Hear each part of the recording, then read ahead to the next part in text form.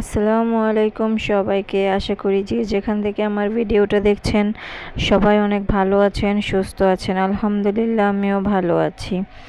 আমি কলি লাইফস্টাইল ব্লগে আপনাদের ওয়েলকাম জানাচ্ছি। নতুন আরেকটা ব্লগ ভিডিও নিয়ে চলে আসলাম আপনাদের মাঝে। আশা করি ভিডিওটা আপনাদের ভালো লাগবে।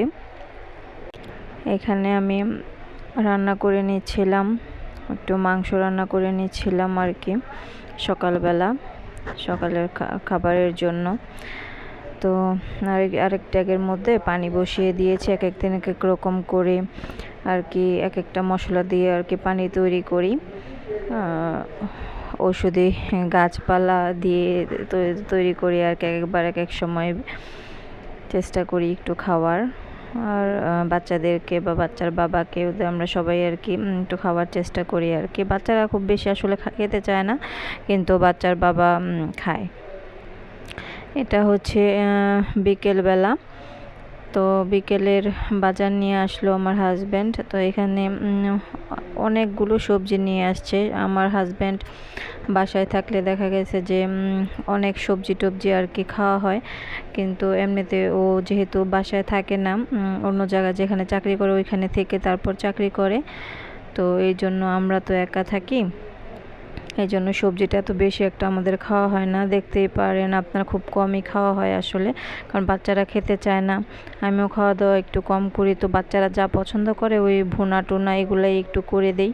আর মাঝে মধ্যে দেখা গেছে সবজি টবজি একটু করে, তাও অনেক জোর করে মানে খাওয়াতে হয়, নইলে বড় হয়েছে বাচ্চা কাচ্চা, তারপরও মানে ওদেরকে খাইয়ে দিতে হয় সবজি রান্না করলে আর কি, তাও অনেক সময় খেতে চায় না।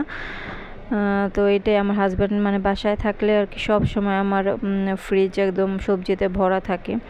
তো ও আসলে মোটামুটি অনেক বাজার টাজার করে সবজি, তো এখান থেকে অর্ধেক আমি রাখবো আর অর্ধেক ওকে দিয়ে দিব, কারণ ও ওখানে নিজে রান্না করে খায়। কারণ দেখা গেছে যে অফিসের ইয়ের মধ্যে খেলে অনেক টাকা পয়সা খরচ হয় আর কি, তো এই জন্য নিজে রান্না করেই খায়।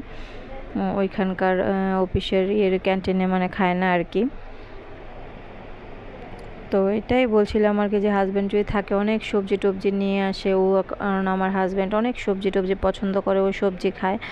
তো আমিও একটু কম সবজি পছন্দ করি, একটু কম খাই আর কি, আর আমার বাচ্চারাও। কিন্তু আমার বাচ্চারা একদম বেশি কম খায়, আমি তো তাও একটু খাই।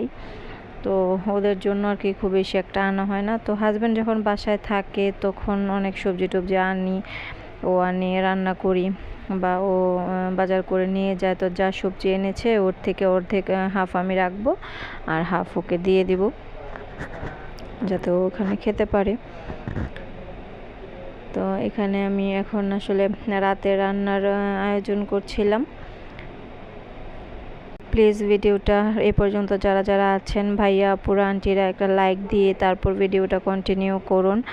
আর চ্যানেলটা আমার ব্লগ ভিডিও ভালো লাগলে প্লিজ আপনারা সাবস্ক্রাইব করে দেবেন, লাইক শেয়ার সাবস্ক্রাইব এবং একটা কমেন্ট করবেন। আপনাদের কমেন্ট পড়তে আমার খুব ভালো লাগে, সুন্দর একটা কমেন্ট করে যাবেন। আর যারা অলরেডি করে দিয়েছেন সাবস্ক্রাইব, তাদেরকে অসংখ্য ধন্যবাদ আমার পক্ষ থেকে, এবং অনেক ভালোবাসা সবার জন্য। আর আমার অনেক আপুরা ভিডিও দেখে অনেক সুন্দর সুন্দর কমেন্ট পড়ে, এগুলো আসলে কমেন্টগুলো পড়লে খুবই ভালো লাগে, উৎসাহ জাগে যে আরেকটা ভিডিও করি।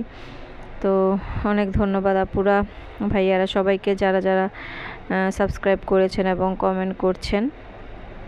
এখানে করলা ভাজি করছিলাম, করলা একদম পাতলা করে চিকন চিকন করে নিয়েছিলাম। আর আমি একদমই সবুজ মানে রাখি না, কারণ কাঁচা কাঁচা সবুজ থাকলে না আমার খেতে ভালো লাগে না।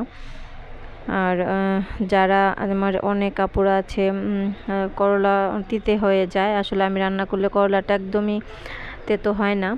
তো আমি কিন্তু আবার এগুলো ধোয়ার সময় কিন্তু করি না, লবণ দিয়ে পানি দিয়ে ধুই না, ফার্স্টেই ধুয়ে তারপর কাটি, তারপর এক ফোঁটা পানিও আর এই করলার মধ্যে লাগে না। যদি পানি এক ফোঁটাও না লাগে তাহলে অবশ্যই করলা তিতা লাগবে না, ঠিক আছে? তো এটাই অনেকে জানে না, তাই বলে দিলাম। আমিও প্রথম জানতাম না, অনেক তেতো হয়ে যেত, কিন্তু এখন আর মানে হয় না আর কি। রান্নার অভিজ্ঞতা আস্তে আস্তে করতে করতে আসলে মানুষ সব শেখার কোনো বয়স নেই।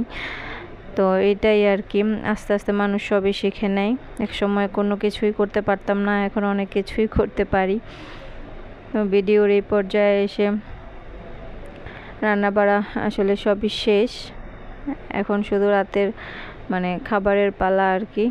আর এই তরকারিটা খুবই মানে ভালো হয়েছিল। আপনারা ভালো থাকবেন, আল্লাহ হাফেজ।